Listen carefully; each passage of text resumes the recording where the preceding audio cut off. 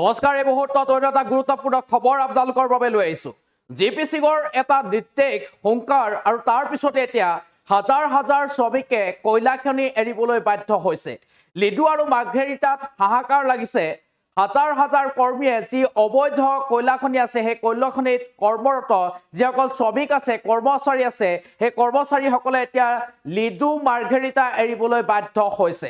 আমি এই মুহূৰ্তত সবিশেষ তথ্য আপোনালোকক জনোৱাৰ চেষ্টা কৰিম। লিডু মাৰ্ঘেৰিটা হাহাকাৰ লাগিছে। যিসকল শ্ৰমিকে কয়লা খনিত কৰ্মৰত হৈ আছিল, কয়লা খনিত কাম কৰি আছিল, সেই শ্ৰমিকসকলে বৰ্তমান কয়লা খনি এৰিবলৈ বাধ্য হৈছে।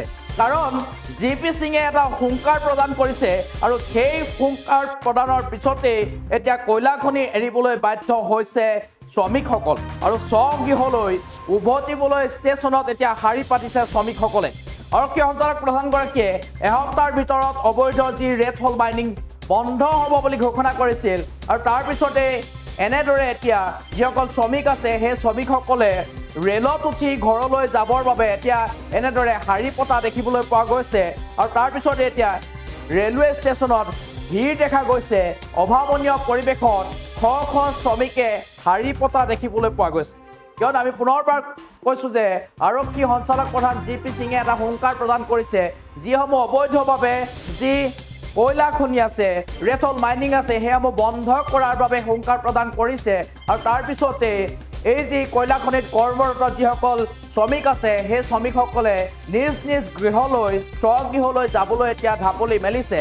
কয়লা খনিত যি ঘটনা সংঘটিত হৈছিল, বহুকেইজন লোকে কাৰ্বি আংলঙৰ যি কয়লা খনিত সেয়াত যি ঘটনা সংঘটিত হৈছিল, তাৰ পিছতে এতিয়া ৰাজ্য চৰকাৰ লগতে আৰক্ষী তৎপৰ হোৱা দেখিবলৈ পোৱা গৈছিল।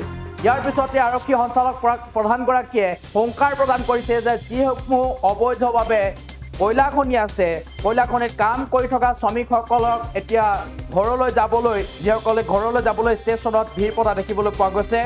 এনেদৰে এতিয়া ষ্টেচনে ষ্টেচনে অভাৱনীয় পৰিৱেশৰ সৃষ্টি হৈছে। কিয়নো শ শ শ্ৰমিকে এনেদৰে ঘৰলৈ যাবলৈ ৰেলৰ টিকেটৰ বাবে হাহাকাৰ কৰিব লগা হৈছে। ঘৰলৈ যাবৰ বাবে সকলো শ্ৰমিক তৎপৰ হৈ উঠিছে।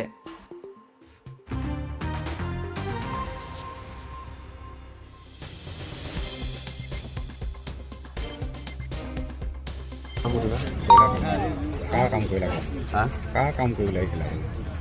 ইয়াতে কোন জেগাত? এতিয়া যায়গে আপুনি ঘৰলে? কেলে যায়গে? কেলে যায়গে? বন্ধ নাকি? বন্ধ।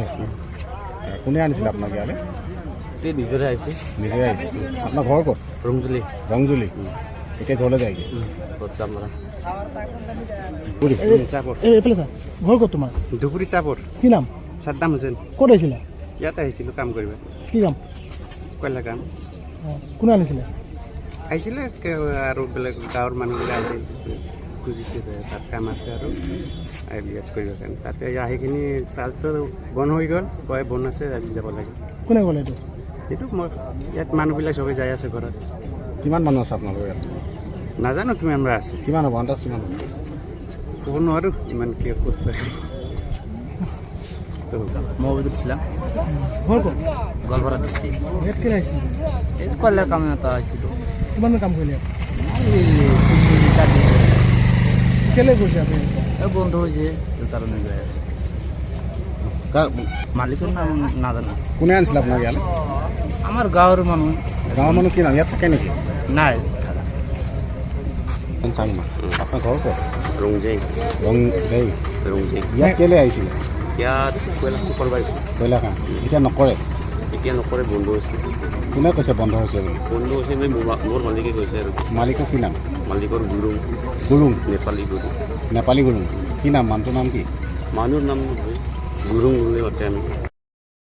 যিকোনো খবৰৰ বাবে যোগাযোগ কৰক 7099017330 লগতে 7099017110 নম্বৰত।